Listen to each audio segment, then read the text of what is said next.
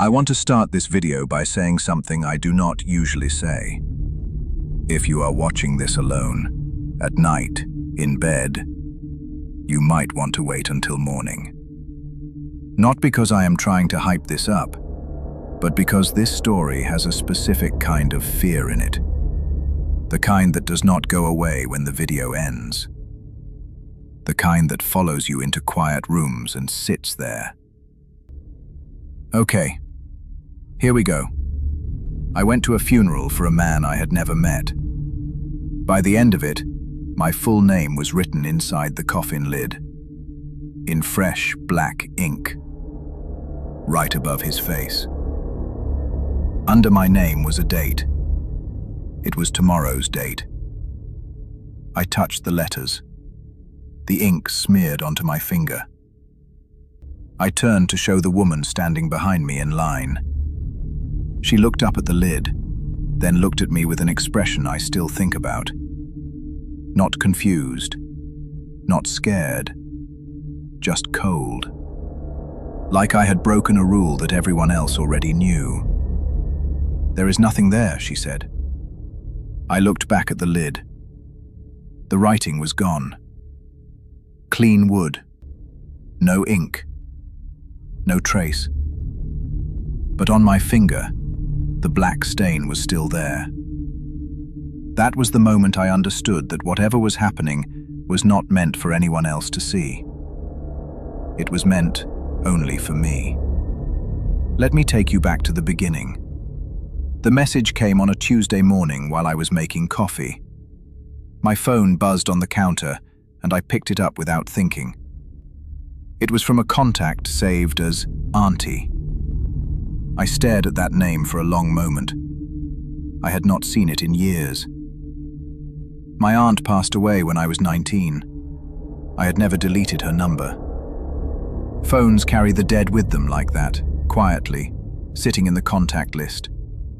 You scroll past them sometimes and you feel it for a second, and then you keep scrolling. The message said, "Funeral today. Come alone. Do not call me. Do not ask questions." There was an address below it. I typed back, "Who passed away?" The reply was immediate. "You will know when you see the coffin. Please do not be late."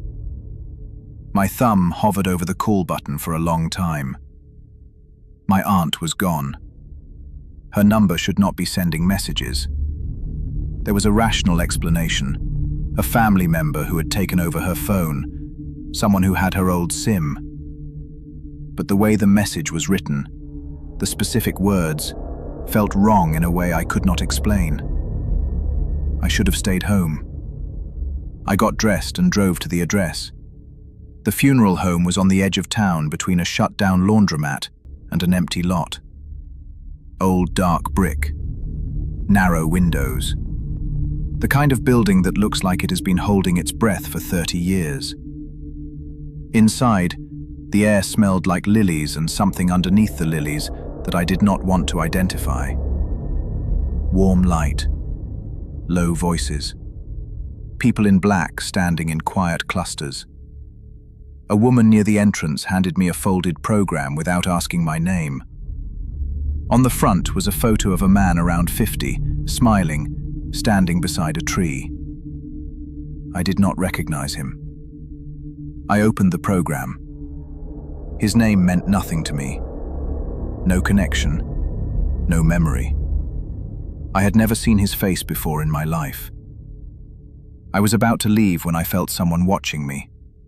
An old man had stepped out of a side hallway and gone completely still when he saw my face. He was tall and thin, white-haired, hands trembling slightly at his sides. He looked at me the way you look at something that should not exist. Not with fear exactly, with recognition. He crossed the room quickly and stopped close enough that I could see the wetness in his eyes. "You should not be here," he said, barely above a whisper. I told him I had received a message, that I thought there was a mistake. He shook his head before I finished talking. "There is no mistake," he said. That is the problem. He grabbed my wrist lightly, urgently. Do not sign the guest book. Do not touch the coffin. And when they open the lid for viewing, look away. Do you understand me? Look away. Before I could ask anything else, a woman in black appeared beside him and pulled him away by the arm, hissing something under her breath. He let himself be pulled but kept his eyes on me until the hallway swallowed him. I stood alone near the entrance, heart going faster than it should. My phone buzzed. The message was from Auntie's number. Front row, left side, third seat from the end. It is saved for you. I sat in the back row near the exit. The service was ordinary in the way that funerals are ordinary. A man spoke about the dead man's life, his kindness, his family. People cried softly, heads bowed during the prayer. I kept watching the coffin. It sat at the front of the room, dark wood, white flowers resting across the top. Everything in that room was too still.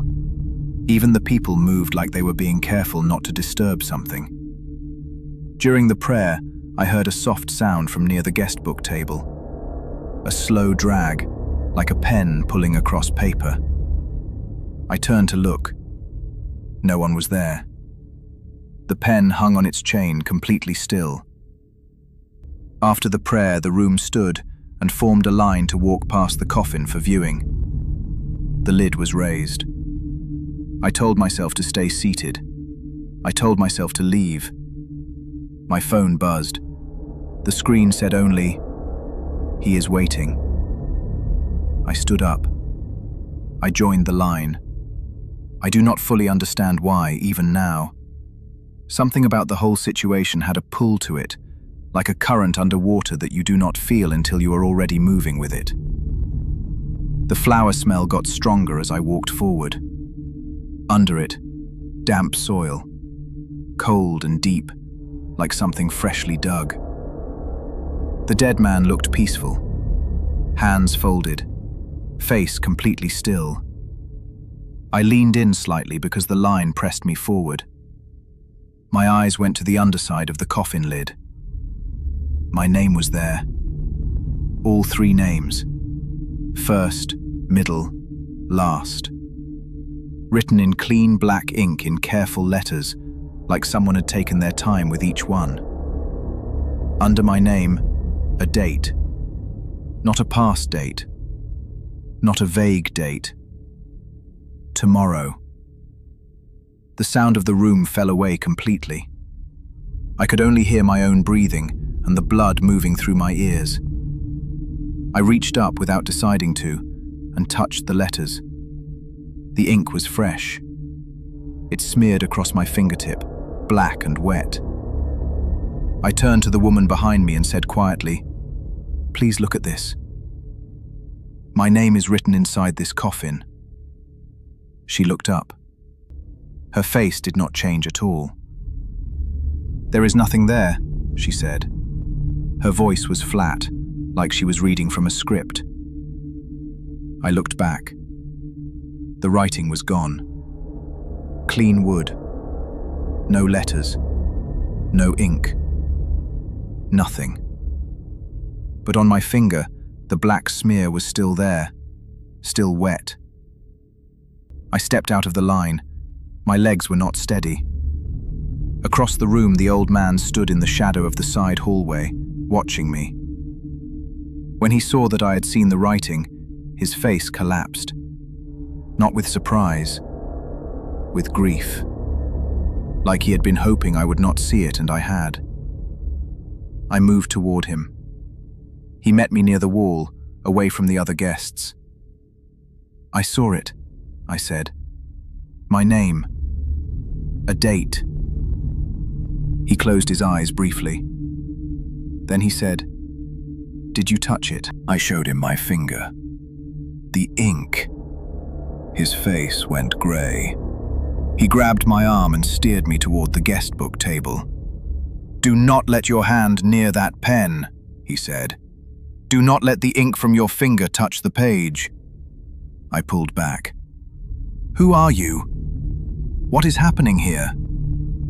He looked around at the other mourners. None of them looked at us.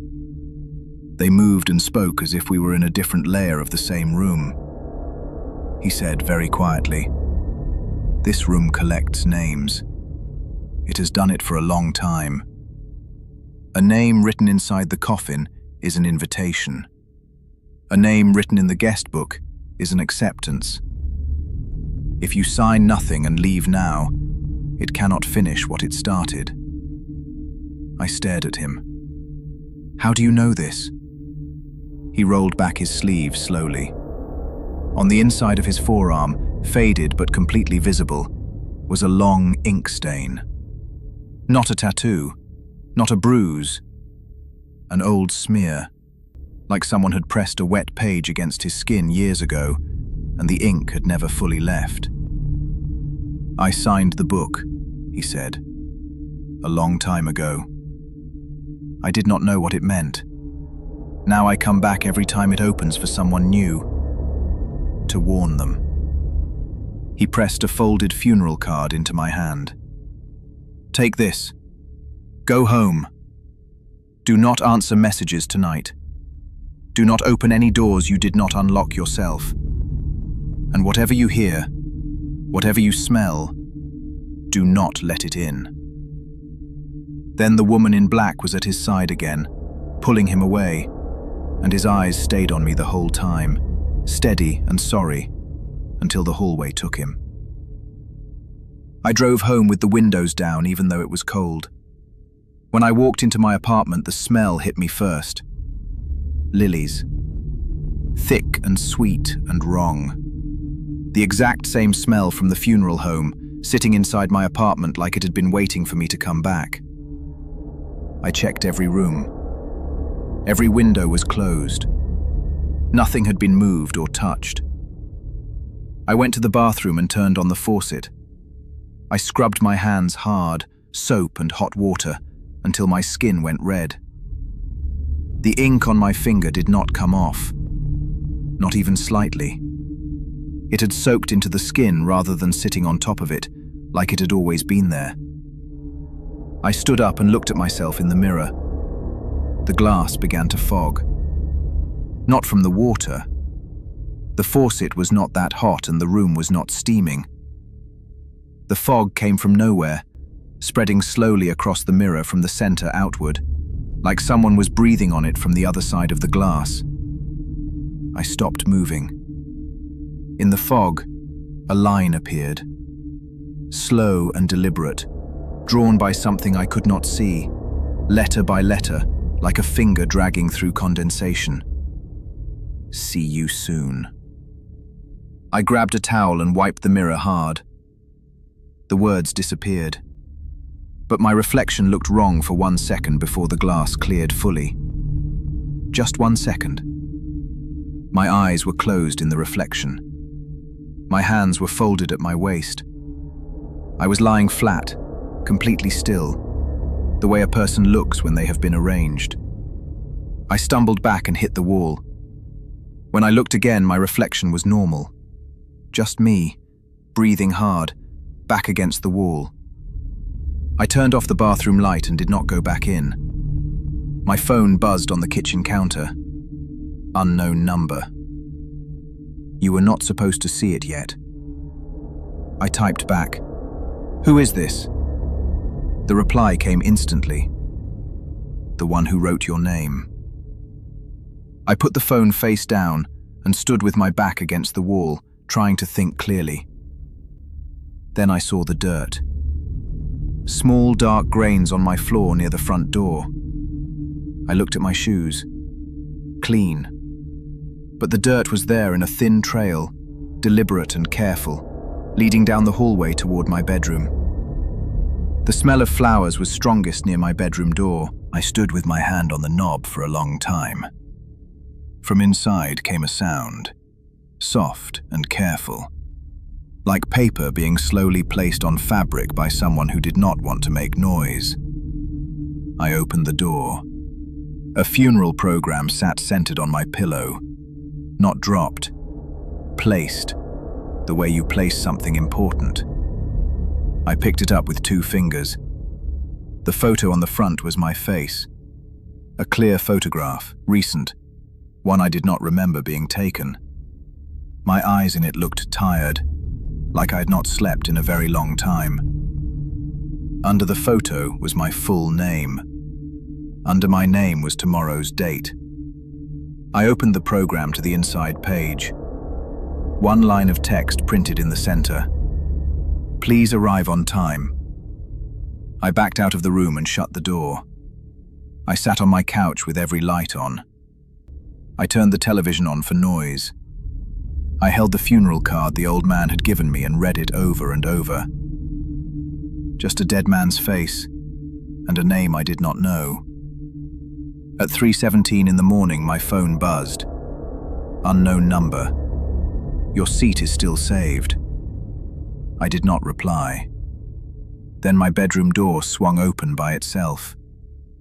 Slow and steady, the way a door moves when someone pushes it carefully from the other side. The smell of flowers poured out like something had been sealed inside and was now free. In the dark of my bedroom, on the pillow, the program was open again. The date underneath my name had changed. It no longer said tomorrow. It said today. I grabbed my keys and drove back to the funeral home. I know that sounds like exactly the wrong move, but the old man's words were in my head. A refusal had to happen in the same place the invitation did. You cannot outrun a name that is already written. You can only refuse it where it started. The parking lot was completely empty. Every window dark. The sign above the door was gone, just 2 rusted bolts where it had hung. The front door was unlocked. Inside, the lobby was cold and stripped bare. No carpet. No warm light. No people. Just bare floors and dust, and the echo of my own footsteps. At the end of the hall, the service room door stood open. I walked in. The coffin was there, lid closed. The white flowers on top had wilted brown, like they had aged a full week overnight. The chairs were gone. The podium was gone. Just the coffin in the center of the empty room.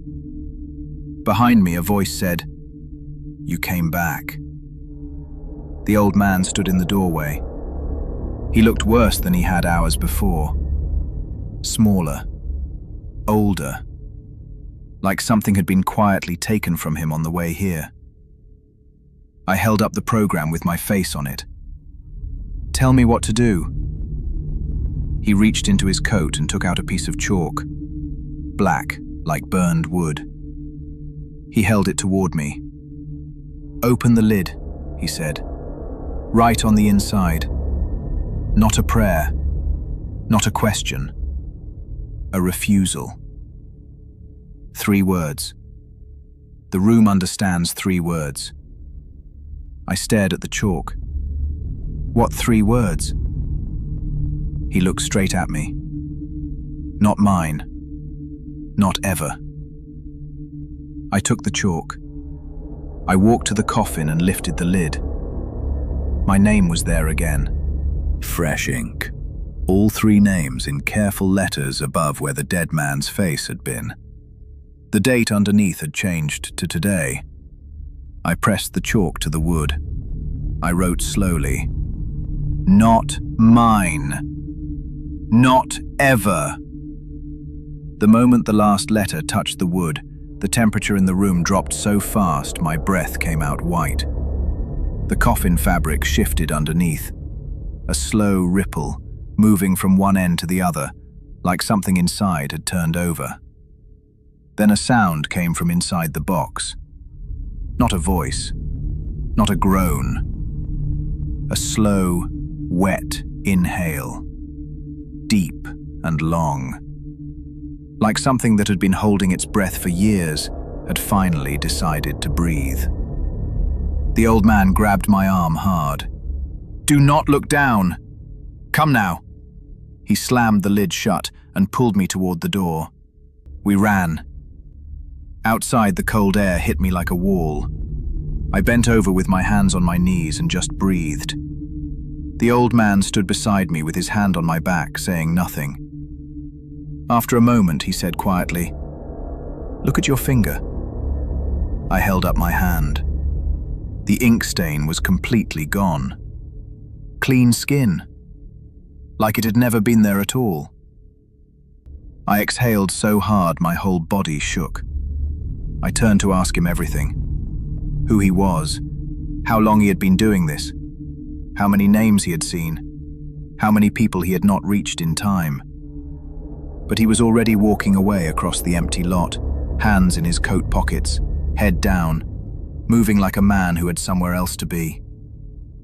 I called after him. He did not stop. He did not look back. I watched him until he turned a corner and was gone. I never saw him again. I drove home as the sun came up. My apartment smelled like my apartment. The dirt trail on the floor was gone. The program with my face on it was gone. My bedroom looked like a bedroom again. I slept for 14 hours straight. When I woke up, I checked my phone. One message from Auntie's number. "We will find another time." I deleted the contact. I changed my number. I have not been to a funeral since, and I do not plan to. Because here is the thing I keep coming back to, the thing that sits with me more than anything else.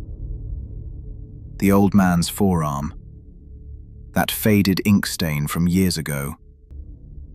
He signed the book. He said he comes back every time the room opens for someone new, to warn them. Which means the room kept opening. Which means not everyone got warned in time.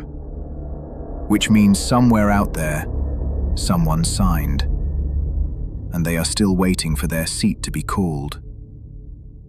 Anyway, that is the story. If you made it this far, thank you for watching. This one took a lot out of me to finally say out loud. Drop a comment telling me what you would have done when you saw your name written in that coffin. And if you have ever been to a funeral that felt wrong, genuinely wrong, tell me about it below. I read every single comment. Subscribe if you are new. Keep the lights on. I will see you in the next one.